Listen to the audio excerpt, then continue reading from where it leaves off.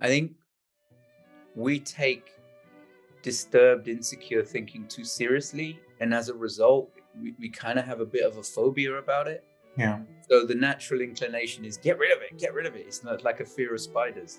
Someone get rid of it, someone get rid of it. Whereas actually, it only causes a problem because we overreact to it. Either we believe it to be true, or we believe it to be helpful, or we believe it to be relevant, or we believe it to be a big deal. And one of the things that we're discovering is that it's not any of those things until we mistake it for that. Yeah. And what's fascinating, Razmik, is if you look at people's mental lives, they have certain kinds of thoughts that they take seriously and react to. And those are always the ones that they struggle with. But they have very equivalent bad feeling, disturbed, distorted thoughts that they're not really concerned about, and they have a very naturally healthy relationship to them. It's the minority of thoughts that cause people a problem, and it's always the ones that they essentially flag as, bigger and badder in some way, Yeah. the thoughts that they don't worry about. And it's that potential to have a healthy relationship with any kind of thought, that it's the misassessment, misrelationship to thoughts, not the thoughts themselves, is powerful, partly because it's true and partly because it means you can have a different level of mental health with the same thoughts, just because you have a more informed relationship to them, or you have I don't know what you call it, like a healthier, wiser relationship to them.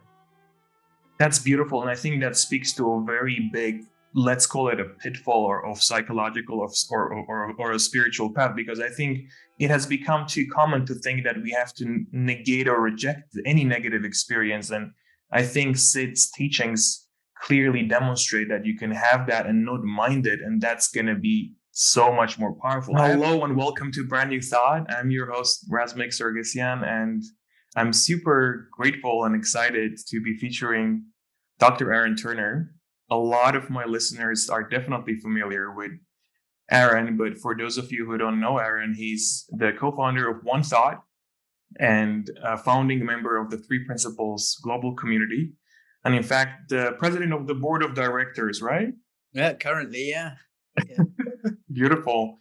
Aaron is such an inspiring figure to me, and the spectrum of the fields that he has worked in is so wide. So he has worked both with individuals, mediating with couples, and I think One Thought and Aaron are particularly known for having worked with businesses and facilitating organizational change. And I think you've also worked with military, if I'm not. Yeah, quite a bit. So I've worked with veterans, and also for many years was on the faculty of a very senior Army leadership training in America, and worked with a couple of departments of people from that program. So yeah, I'm working with military. Yeah. That's beautiful. And for me personally, I have an extra reason to be excited to get to speak with Aaron, because I was just telling him, and I think I mentioned this earlier as well. About 9 years ago, I just went out for a walk and I was listening to an audio where Aaron was speaking about the three principles and their relevance, why they mattered. And probably 20 minutes in, I started feeling a deep and kind of intense sense of relief. And I started laughing hysterically in a way that people around me were probably wondering, what is this guy on and how can we get some? Because that was the first time I really felt that so many, if not all of the problems I had in my mind and that I kept on regurgitating and extra analyzing, I realized that perhaps most of them were just a side effect of my misunderstanding of how this whole human experience works. And I had used a lot of techniques and things to get me become more productive or present or relieve stress, but I wasn't aware that it's possible to have this type of a shift of experience just by considering a few things. So Aaron, warm welcome to the podcast. Thank you for making time for this. Well, thank you for having me. It's a great introduction and a good summary. It's a pleasure to be here. Yeah, and I forgot to mention actually your online course Mhm. One Thought Online is, I would say, one of the best pieces of online education I've ever received. So Mhm. highly recommend it to anyone. Yeah, I mean, I put it together because I thought there really needs to be a comprehensive online resource about this.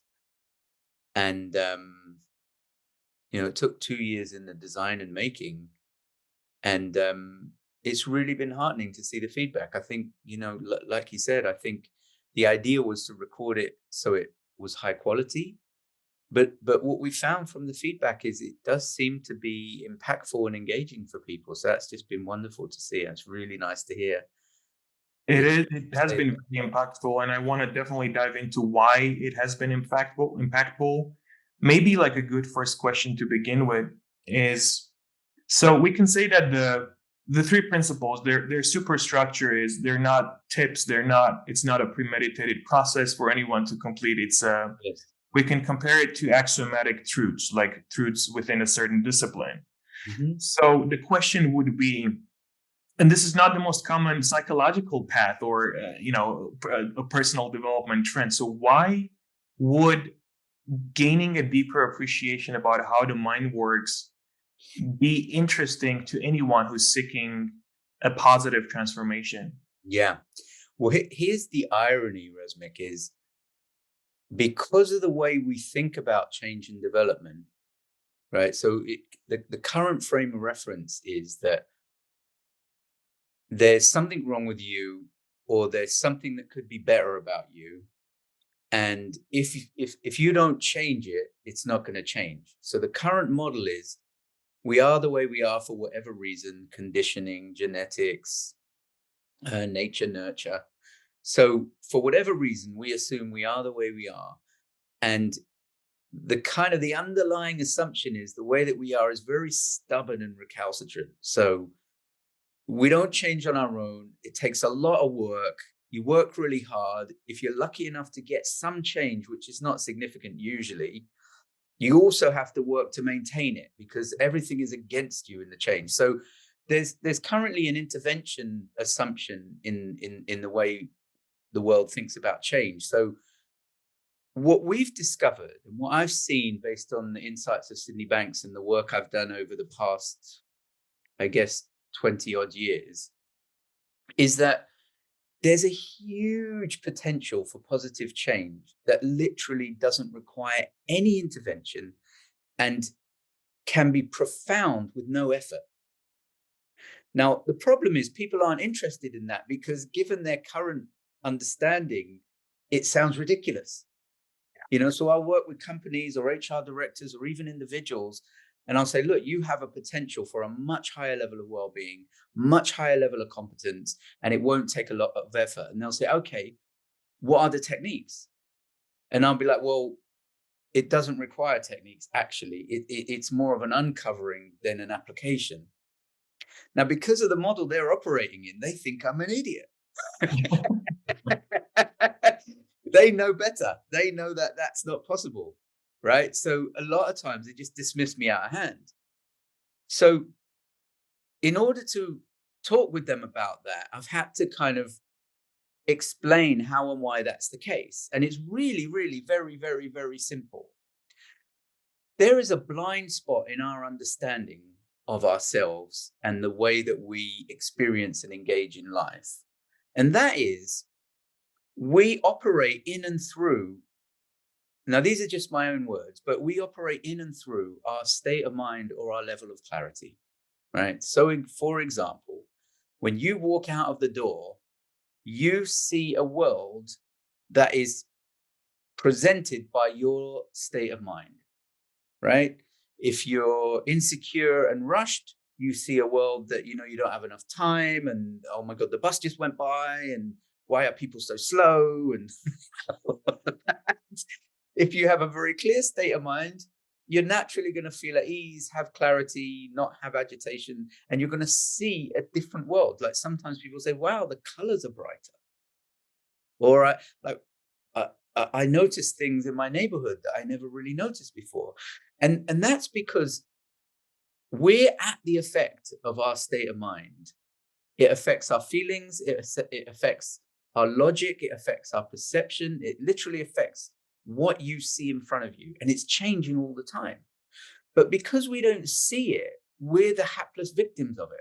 We essentially blame it on the outside world. So if you look at the way people are, one day they go to work, they're like, "Oh, I'm so lucky to have this job. I love my job." You bump into them the next day, they, "Oh, this job sucks. I gotta get away from it. I don't like it."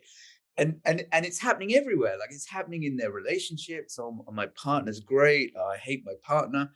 And nobody's stopping to say, "Hold on, what is going on here?" Right? This and even in their jobs, sometimes they're fantastic at it and it takes no effort, and sometimes they can't make progress despite their efforts. And there are all these variations that are the effect of something that's already determining our experience and our capabilities, and that's your clarity of mind. But because we don't see it, there's nothing we can do about it. It's like having mold in your house, having bad breathing, but it's behind the radiator, so you just suffer it every day and you don't know why. So what we do is we basically take the radiator out and say, "Hey, look at that." You get breathing problems. Probably there's something wrong in the house with damp and mold and whatnot. So we basically put state of mind on people's radars. We make it visible and we make it understandable. Now, once it's visible and understandable, people naturally navigate it and it changes their world. So all of a sudden, they know they're not experiencing their circumstance. They know their feelings are telling them about their clarity of mind. And as a result, they don't get stuck in the negative effects of disturbed minds. And the door opens to an effortless higher level of resilience and clarity. So all of a sudden, they're happier and more content than they ever thought was possible. They're doing a better job and more engaged in their work than ever possible. And the feelings and perceptions and thoughts that used to trip them up aren't so much of a problem because they're aware that they're thoughts and they're aware of their own free will in relation to their thoughts. So the way I think about it is when you uncover a blind spot and you give people understanding, that understanding was what they were missing. So that's all they needed. Now, the reason we need techniques is because without the understanding, it feels like you need to do something. Yeah. And the reason these interventions don't work very well is not because change is hard, it's because they're based on a fundamental misunderstanding. There's a huge blind spot involved in them. So we're really, really lucky at this point in our history that there's a whole aspect of our existence that was discovered through the insights of Sydney Banks. And as soon as you get interested in it, you're going to learn, and everything you learn is going to uncover new possibilities, new potentials, and new points of, the more enlightening. And there is huge change available just with new understanding. I don't know if that did I get off That's your question there? no, that's so powerful. There was so much in what you said, and I can relate to. So, on my own example, I think I was so hooked on kind of somehow managing my state of mind or dealing with the side effects of being in a distressed state of mind that before even encountering this understanding, I hadn't paused to kind of evaluate my most basic assumptions. So they were like on a deeper level, on a more subtle level, and I wasn't seeing that. So I was doing so much over here to deal with something that I had created to begin with. So I mean, I that's probably why I resonated with what you Yeah. pointed to so much. But before we get into like the content of the three principles and Yes. what they point to, because this is not an intellectual pursuit. So I No. want to ask you another thing. Yes. How does well, we can speak about how does understanding evolve as well, but are there any variables for somebody to, let's say, be on a good soil to get a meaningful insight about all of this? Like if Yes. Yes. just, So sorry, I no, cut no, you. no, please go ahead. Yeah. Okay, as long as you're sure, I apologize. Again, it's simpler than people think. So what I discovered, and this is through my own experience, but also in what I see with people that I work with, as soon as you take an interest in this area of things, you're going to move in that direction. There's no ifs, ands, or buts. If you take an honest to goodness interest, um, you're going to learn, and if you learn, you're going to get benefits. So that's a given, right? So that, and it's that simple. But the problem is there are factors that can mitigate your learning, Mhm. right? They can't stop it and they can't prevent it, but they can mitigate how much you learn and how much you absorb of what you learn, right? Um, and really, it comes down to how much you trust your mind to learn on its own, Mm. right? And I think a really good analogy for this is learning a language, right? If you go to a country and you don't think about it, I think that's the fastest way of learning a language. I don't think there's any way faster to learn a language. And you don't even have to go to the country, you could just watch programs in that language. But Very if true. you're willing to think, oh, my mind will learn the language, I don't have to learn the language, that's the fastest way to learn. Now, what happens if you don't trust your mind? Two additional things happen which don't help. One is you try to help yourself learn by thinking about it. And when you start thinking about it, it reduces the amount of time your mind has to work on it unbothered, uninterrupted. So it'd be like giving someone a project, putting them in an office, and then disturbing them and talking to them. Yeah. It would be like that. So this very counterintuitive. So I was brought up, and most of the people I work with were brought up that if you want to learn something, you better be thinking about it. And actually, the mind doesn't work that way. The mind's an organic intelligence. It's not a computer processor. We can use it that way, but that's not its fundamental nature. So that's one factor is getting comfortable not thinking about it, which can be a challenge because we weren't Mhm. brought up that way, but at least I wasn't. And the second thing is if you don't trust your mind to take care of it, it's easy to listen to your worries and insecurities. Am I learning? Will this stick with this? What if I forget? And that's that kind of listening and trusting that kind of insecure thought really does get in the way of your mind's ability to take things in, realize them, absorb them, incorporate them, internalize them, and make it a part of what exactly what you said, Rasmik. Your existing underlying assumptions. Wow, you're getting really straight to the point. I love it. I love both. And I let me comment on both of them. I think for the first one, I don't think I was aware that my mind was not a mechanistic kind of mechanical thing. I think I thought that I needed to think about it. I wasn't aware that beyond a process of conceptualizing things, there was a way of direct observation, especially if you want to develop a relationship with truth. And the second thing, and again, this is one of the reasons I love listening to your material so much. Like you immediately pointed to the fact that it's not like we need to reject a content of our experience. No. It just changing the relationship with it. And when it's agitated and it's unclear, perhaps to a certain degree, not disrespecting it, but just being aware of that being in a contaminated state. If I've understood what you were Yeah, pointing to correctly.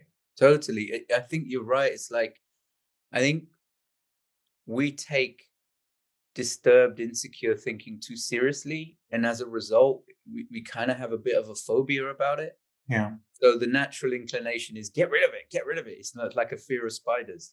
Someone get rid of it, someone get rid of it. Whereas actually, it only causes a problem because we overreact to it. Either we believe it to be true, or we believe it to be helpful, or we believe it to be relevant, or we believe it to be a big deal.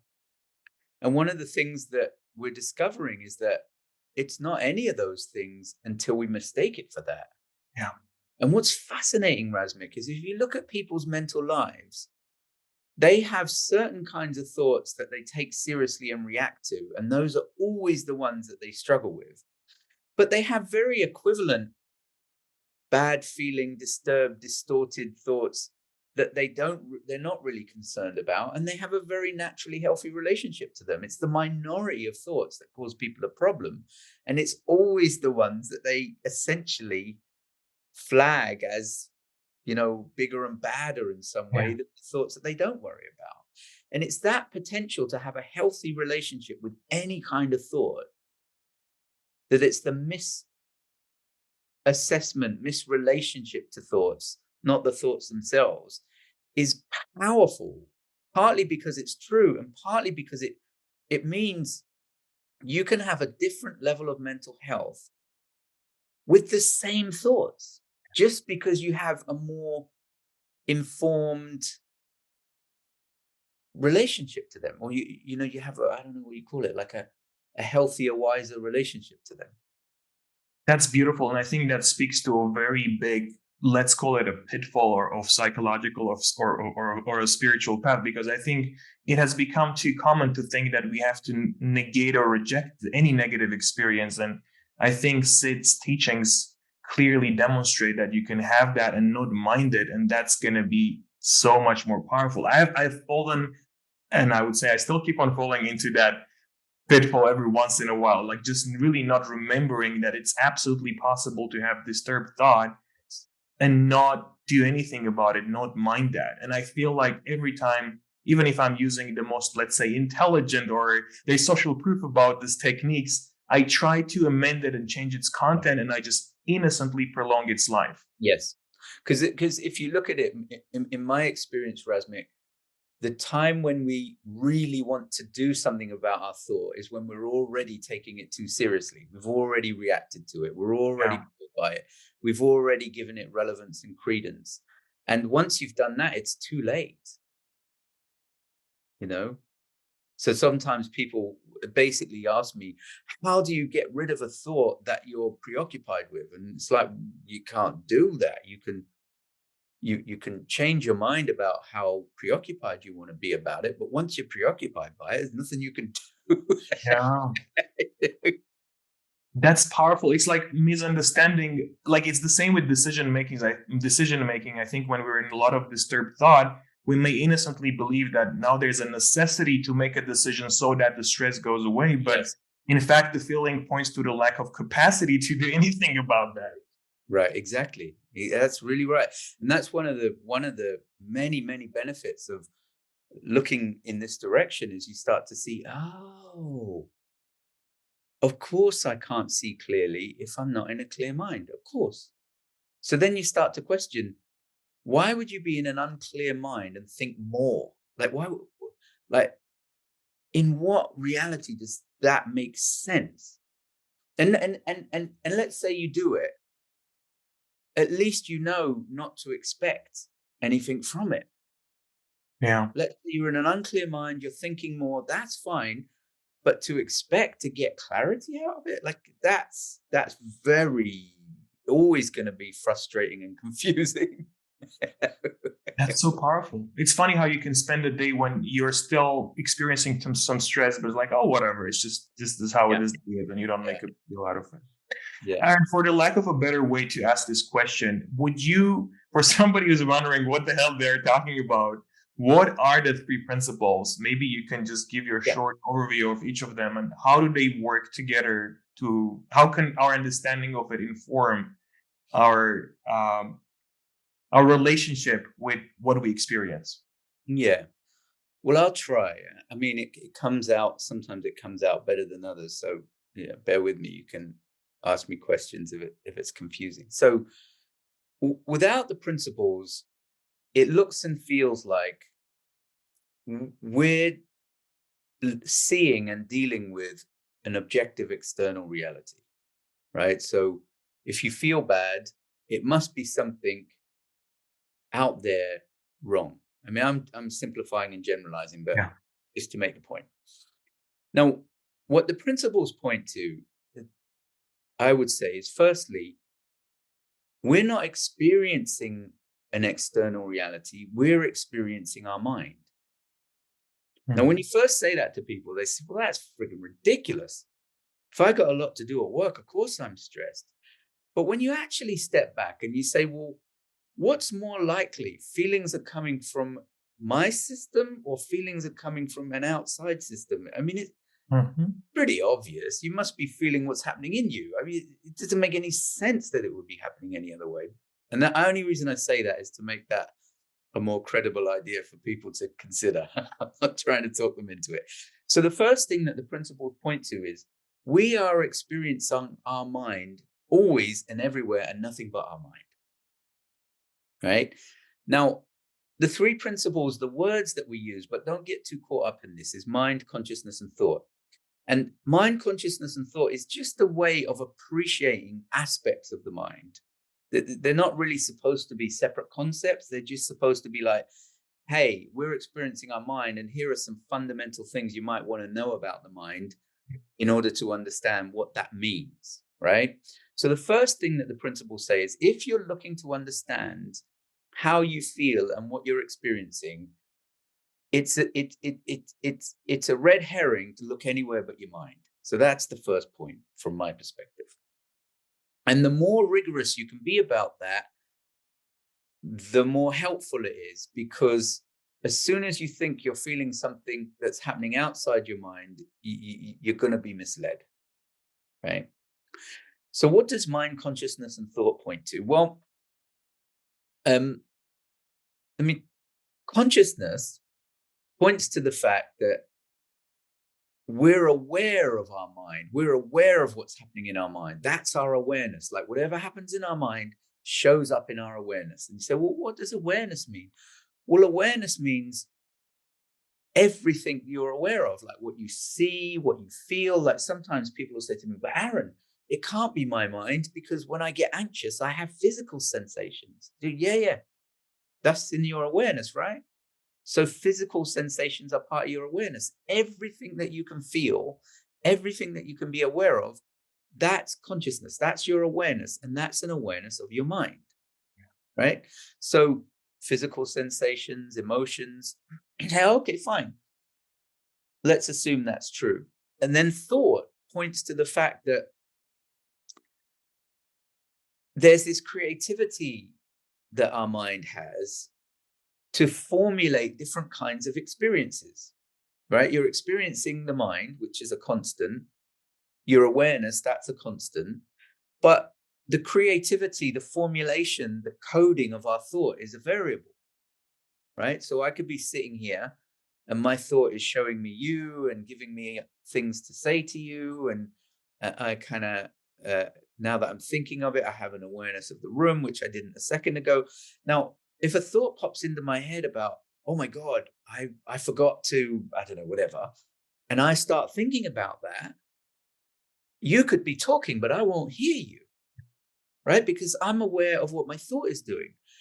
And our thought changes. Like you can have a huge variety of experiences, right? You can be absolutely devastated and you can be thrilled and elated and a million other things too.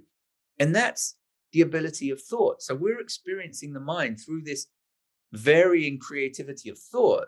But what's interesting is as soon as you have a thought, it never looks like a thought because a Yeah. consciousness feels like a fully blown reality.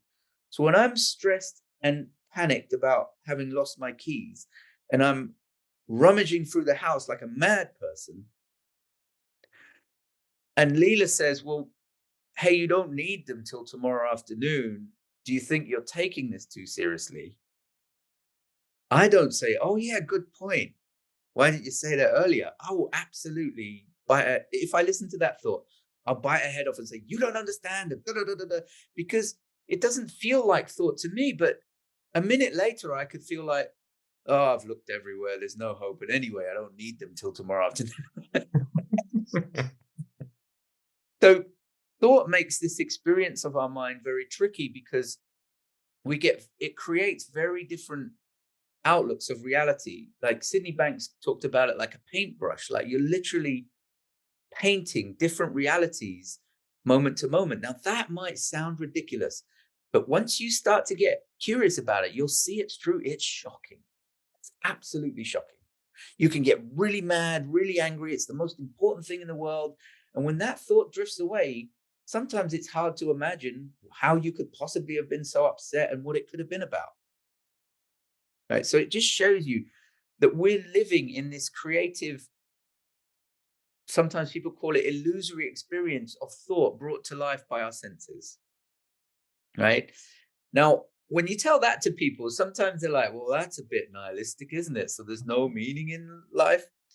And that's where the principle of mind comes in, because this is the most radical part of what Sydney Banks proposed, is that the underlying nature of the mind, no matter what your thought creates, the underlying nature of the mind is in the direction of deep mental health, profound universal intelligence, uh, well-being, love, connection, and everybody's the same essence. Everybody's the same.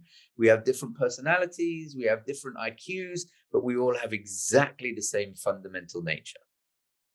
Now, that idea that everything you need and that you're looking for is already there, it doesn't require work, it doesn't require development. That's radically new. There's not many perspectives that include that. And what that means in terms of how it all comes together, Rasmik, is in a way, it doesn't matter what you're thinking because it's always going to be temporary. Because thought only lasts as long as you think it. They're temporary illusions that just feel solid. So, whatever you think, you're always going to come back to the nature of the mind. Like your thoughts always going to neutralize to the nature of the mind. So, in terms of your well-being, your love, your contentment, your sanity, your mental health, you're always going to come back.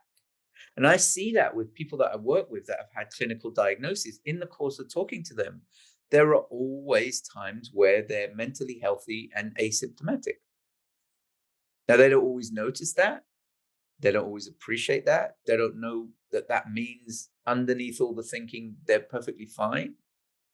But it shows you that is the case. And it shows you how important it is to recognize the only thing that comes between us and our happiness, contentment, mental health, connection is thought. And thought by its nature is temporary, although we can mistake it for something more than that. So, in a way, these principles point to the fact that, but for the way we miss, but for the way that we relate to our thought, there's nothing to stop us from really benefiting from this deeper nature of the mind.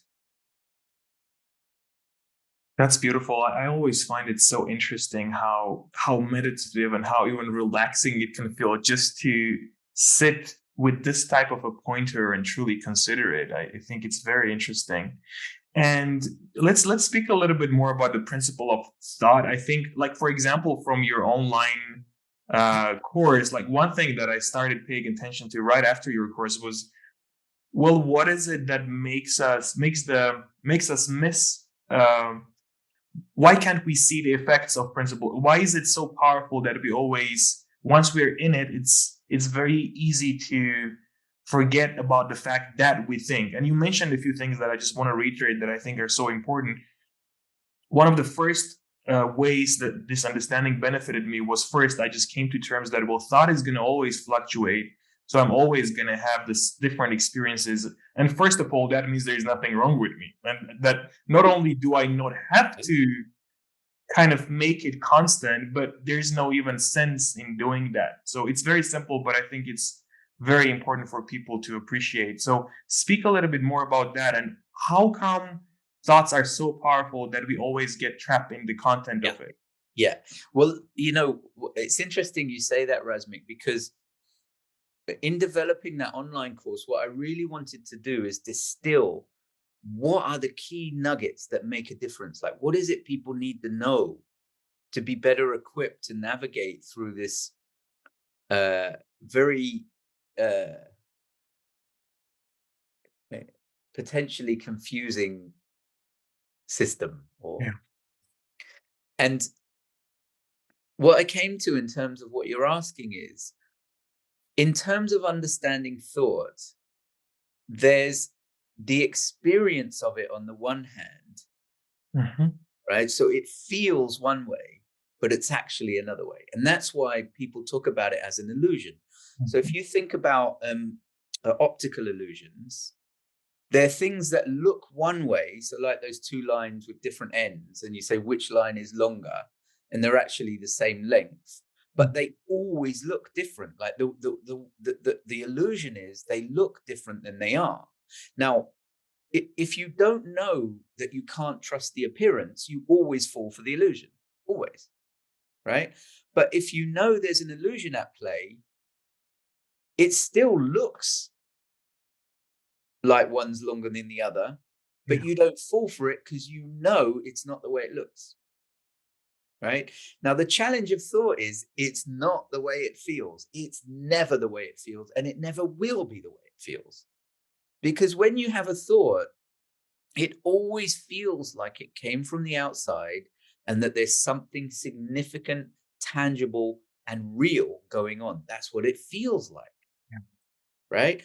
And and there's no outside of it. You can't see outside of your own thought because that's your experience at that moment, right? That's your experiential universe.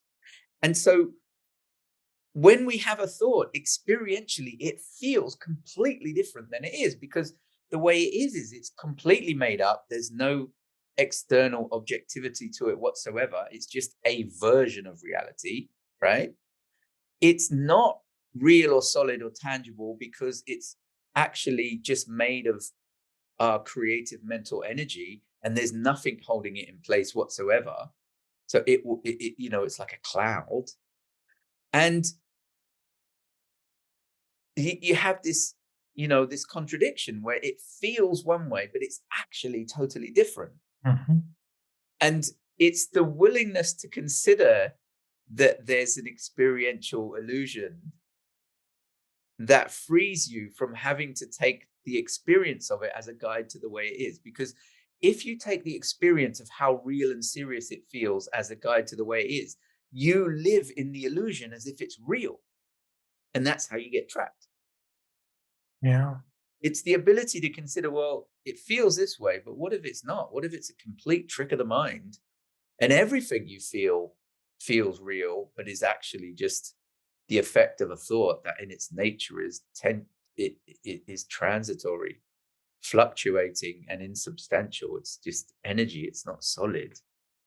You can't have a thought go away and expect it to be there when you get back because there's nothing, it has no life of its own, but it feels like it does. So the challenge is in the face of your felt experience to consider that it's a complete trick of the mind. That's the It challenge. is. God, it is. That's so powerful. And another thing that I learned from you that has been so helpful to me and the people that I work with as well is yes, it's very temporary. Yes, it's very transient. But by the same token, as long as we keep our awareness on it and keep on energizing it, so we're the ones giving it a momentum, it has the capacity for stick around for as long as Yeah. it does. Yes. But I'll tell you something really interesting, Razmik, is when you're struggling with a thought, it will seem a problem that it's sticking around. As soon as you're willing to reduce your level of belief and respect in it, you're not going to care whether it's around or not because it's nothing to you. And that's the thing that people miss. They're like, we get obsessed with getting rid of it and we don't realize, well, hold on, it's my respect for it that's the issue. Yeah. So any thought that you're willing to consider doesn't matter and is not really worthy of a high level of respect and credibility is not going to be a problem, even if you indulge in it, even if you ruminate in it, right? Because if you believe the thought and someone's ruminating and say, hey, what's going on? They can say, oh man, I get this problem and that problem. And in addition to that, I'm really insecure and I don't know what to do about it. If they know they're ruminating on a worthless thought, you say, hey, what's going on? You seem tense. Oh, no, I'm fine. What do you mean you're fine? You seem racked with anxiety. Oh, I'm just ruminating on an anxious thought. Don't mind me. Yeah. And that's where you start to see, oh, it's the understanding of it that changes everything. You can ruminate for days, but the way that you understand it changes the effect it has on you. That's powerful. So how how does the understanding evolve? Like, I think when I first came across this, here's how I was thinking. Well, I'm just going to sit down when there's nothing in my mind and just consider it because now I know I'm more receptive. And then somehow organically later, if I start acting on this, this is going to come up. But because you worked with so many people, I just want to ask, how does the understanding evolve and how does it integrate with the way the relationship we build with our thoughts and then act upon them? Or is this a completely immediate kind of thing that is happening deep within our awareness? Well, I think there's truth to what you're saying. Both those things that you said, Razmi, I think there's a lot of truth to them. So, uh, and people should take what I'm saying with a pinch of salt because this is just my grasp of it currently. But I feel like on a deeper level, there's a way in which, because we're looking at something that's already a part of us, at a deeper level, we intuitively have a sense, we intuitively know, right? But on a more conscious level, we don't really know that we know because we have a bunch of other assumptions and Yeah. habits and all of that.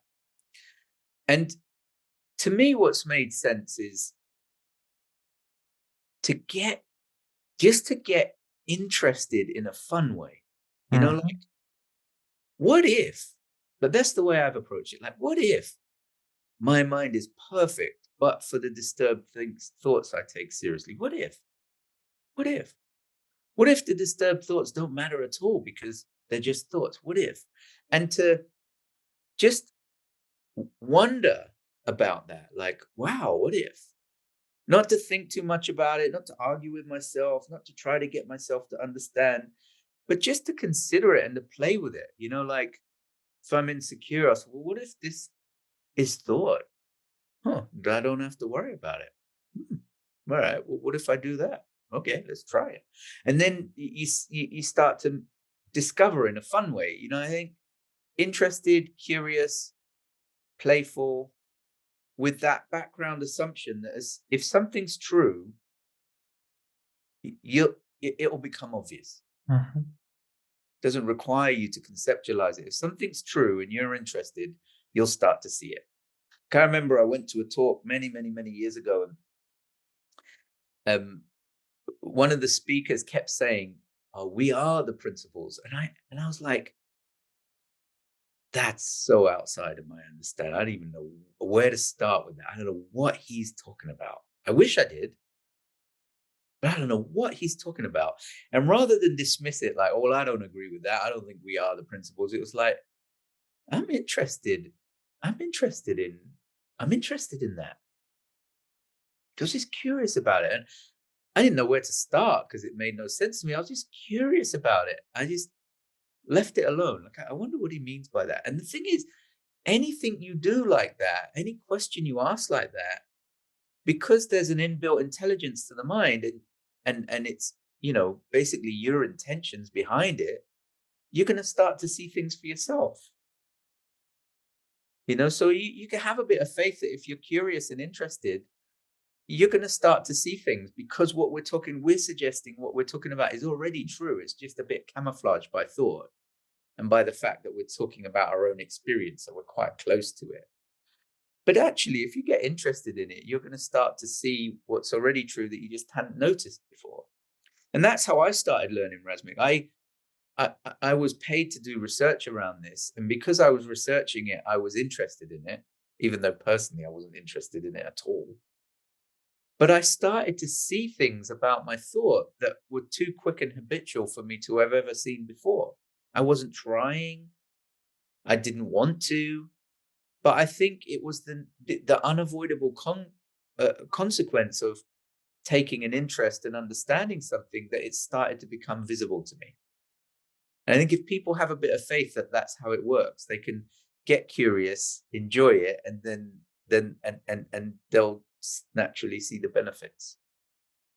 That's very insightful, and I think it's very powerful as well. I think it was Terence McKenna who said the difference between truth and bullshit is that you need to keep on believing in bullshit, but truth doesn't care. So Yes. I think it's just a powerful fact that just because we are machines for learning, just by looking at a certain direction and being open to observing what is our understanding can effortlessly evolve. And that's why I think it was so surprising to me, because I had experienced before encountering this some sort of like blissful moments, very receptive moments, but all of it was through either action or even like action that was imitating absence of thoughts, like whatever, repeating a mantra or anything like this. But just the fact that this can happen very organically, and I think the story of Sydney Banks is such a beautiful metaphor for that as well. Yeah. Yeah. Beautiful. Well, tell us a little bit more about the current programs that you are running, and then let's speak about where do you think this understanding can kind of evolve into and what other areas it could cover. Great.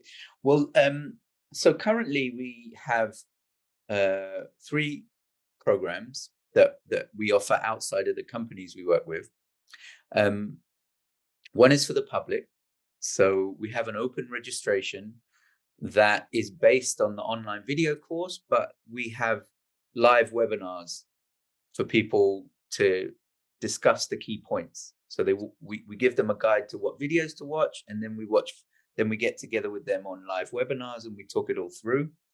Um, the next cohort starts in January, but if people register now, so you get the online course for a year from January, and the calls start in January. I think it's a 6 to 8 week program, 5 webinars and all the videos. But if people register now, not only is there an early bird price, but they get the videos from now until January 2025. So there's that incentive.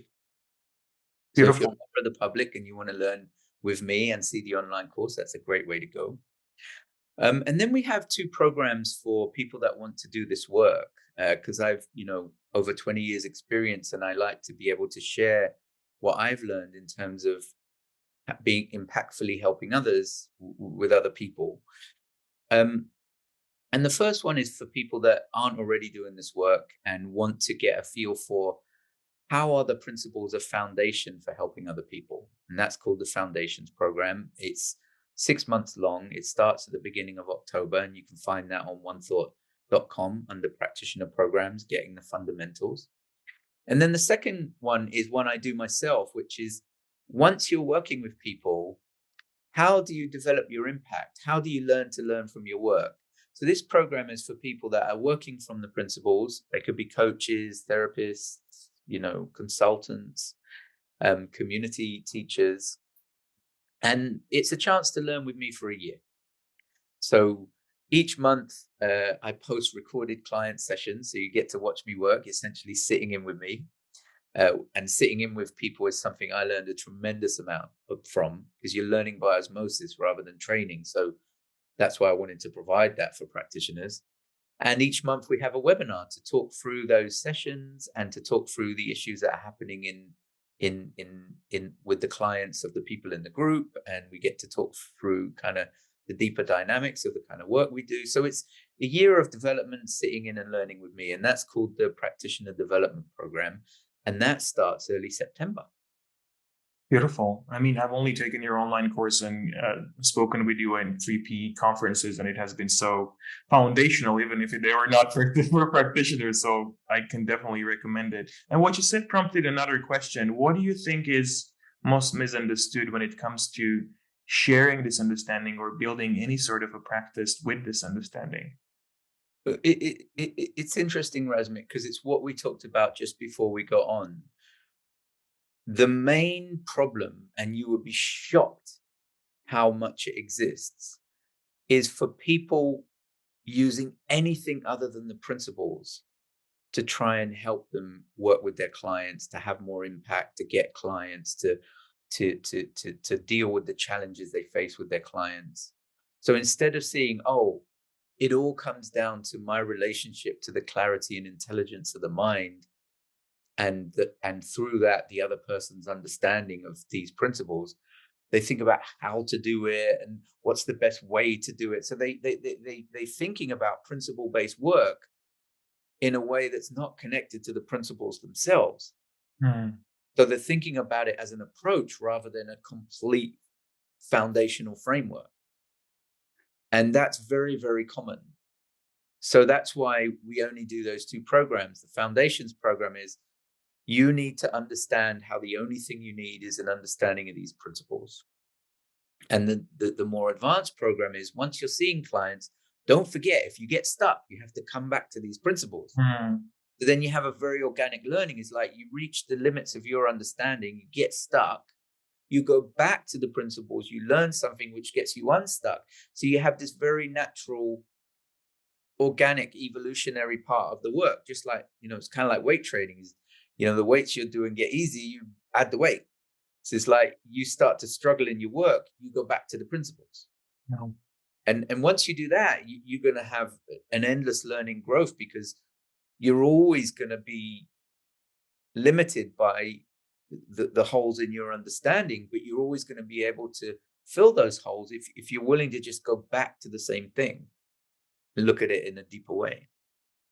That's beautiful. I recently was hearing, I think a guru speaking about something else, and he said, "You got to enter to entertain." So that seems to be what you're pointing to, because it is true. We can kind of have a memory or an intellectual relationship with maybe an insight that has taken form, and just create a kind of a paradigm based on that. So, and that's, I think, your one of your biggest advantages. You have come to this sense of this is complete, and that reflects in the coherence of how you share and how you speak about this. So how did this evolve for you, and what would you advise to people that want to get to that sense of kind of completion, or Yes. considering this as a complete understanding? Well, this is something I've just kind of started a program for with the 3PGC, which is very early on, Rasmik. Like when I did that original research into the principles that I was paid to compare it to other psychologies, one of the things that I saw was that every other model had an open diagnostic framework, meaning here are some of the things that are influencing you. Mhm. And, you know, there could be others, but there are some of them. Whereas the principle said, you're only being influenced by your mind, and that only comes down to mind, consciousness, and thought. That's it. Incompletion. No need to look any further. And that was unique. And because it was unique, and because it was very tidy, it got my attention. I'm a bit of an intellectual. I'm like, that's a bold statement. That's a very bold statement. So this is all you ever need because this is all that's ever going on. Now, in my mind, I thought that is so unlikely. It's ridiculous. But at the same time, I thought, but it's completely testable, Mhm. right? So I made it my business to test it. I'm like, I'm going to proceed in my life as if there's nothing else going on. I'm not dealing with any other factors other than my clarity of mind derived through mind, consciousness, and thought. And the only missing piece is my understanding of that. And I need look no further. And if I think there are any other factors at play, I'm going to consider that I'm wrong. And when that stops working, like when that stops being the answer, I'll know I've reached the end. I'll know I've reached the limits of this theory. So that's how I was thinking about it. Now, this is 39 years ago. No, So no, it, hold on. No, no, no, no. That's wrong. That's wrong. I take it back. This is 29 years ago. This is 29 years ago. And you got to realize I've had a life in those 29 years. I've gone to work, I have kids, I have a wife, I, have things happen in my life.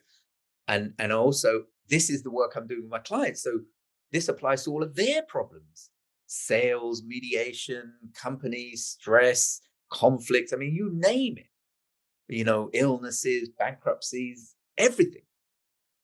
And there has yet to be a case where that has not been the linchpin, the basis of the solution, the answer. So the thing that I try, and people say to me, well, Aaron, it's okay for you. You're so certain. But that's not what it is. I'm not certain. I'm just operating under the premise that it's true until it's proven otherwise. mm, Very, very uncompromising. If I ask myself the question, why is it like this? And I come up with any other answer other than thought, I pull myself up on it. No, no, in theory, Aaron, that's not right. What if it's your thought? Well, if it's my thought, then the problem is I don't have a clear mind. All right, well, let's start from there. Yeah, but I very much, yeah, stop your moaning. This is the first step. And the thing is, I've been massively uncompromising about two things. Well, three, I guess. Considering that everything comes down to my understanding of these principles, and and considering that if I think I'm being affected by anything other than thought, I start with the consideration that I'm wrong. So I treat it as Mhm. thought. And I really don't for any length of time, I don't let myself get away with the idea that I couldn't have a very high level of love, well-being, and clarity in any circumstance, and that is the answer, or the basis of the answer, or the hack to unlock it. And I just hold myself to that standard until it proves itself not to be true. Like, treating the thought differently doesn't lead to a higher level of clarity, or a higher level of clarity doesn't unlock the situation. So it's a premise, it's an orientation. And the thing is, that orientation illuminates a deeper level of understanding. And so so far, it's been flawless. That's very helpful. So, and it almost feels like that approach is, and because inevitably you're a human and you're going to get some thought that is going to Of feel very course. uncomfortable. But Yes. it feels like because you have this approach, like you can give yourself time for fresh thought to come in Yes. for a deeper Yeah. insight into this whole Yeah. thing. Because I think what if you don't do that in that moment, and I think Sydney Banks was speaking about this as well, right? If you're like trapped in your mind, like why would you even listen to my tapes or try to kind of Yeah. transcend that or fix that? So you're almost postponing judgment, postponing building additional layers of thought Yeah. at that moment. Yeah. Or you just accept, oh, I'm just building a whole bunch of unhelpful thought. What if there's nothing going on here and the only thing is I'm wrapped up in unhelpful thought and I'm building additional layers? All right, let's consider that. What if that's all that's going on? Well, then I don't really have anything to deal with because I don't know what I'm talking about. Okay, cool. Let's Mm. proceed with that and see what happens. Beautiful. Well, Yeah. let me ask you something more about that because we speak about also about the principle of mind, and I want to be respectful of your time as well. So, just Yes. a few more questions. We speak about it as innate health as well. So, I want to ask you to speak a little bit about what's innate and what's not up to us, because I think a misunderstanding about it can keep us trapped. So, for example, thoughts shift, and in a way, it's our interference with it that prevents it from shifting. So, if we think that it's like up to us to change the form of thought or use some sort of like a surgical intervention to do that, then we're Yes. going to be confused. So I think it can be very Yes. helpful for people to know what Yes. exactly is up to them. Well, in a way, it's up to us how we relate to and understand our thought, and how we relate to and understand the nature of our mind. That's up to us. It's not up to us what it is, right? So, for example, I've had clients that really do feel there's something wrong with them. Now, when they're not thinking the way they normally think, they feel better. They can't change that because the nature of their mind has mental health. So there's nothing they can do about that. Like, you can't change the nature of the mind. You can't change the nature of thought. You can't change the fact that it's thought that we're experiencing. But you can change. It is up to you how you understand it and also how you relate to it. And it always has been. So what we're considering, Rasmik, is that the missing piece is perspective and understanding. Hmm. Not what you do, it's your appreciation of what's happening. And everything we've talked about really boils down to me, boils down to there's nothing wrong with you. You're just experiencing thought. And but for that thought, you have a perfect mind, a perfect intelligence, a perfect mental health. So, really, what that boils down to is no matter what you feel like, no matter what you're thinking, it's okay. It's nothing to worry about. And then it's coming to terms with that fact. Yeah, it's being willing to entertain that fact when it doesn't look or feel that way. Beautiful. Yeah. Well, there's one more topic that I want to hear your opinion on because I know that you have very peculiar thoughts about it. So there are, in a way, let's call psychological evolution or maybe spiritual evolution. Science somehow has started tracking all of this on the body, or at least thinking that it does. So Yeah.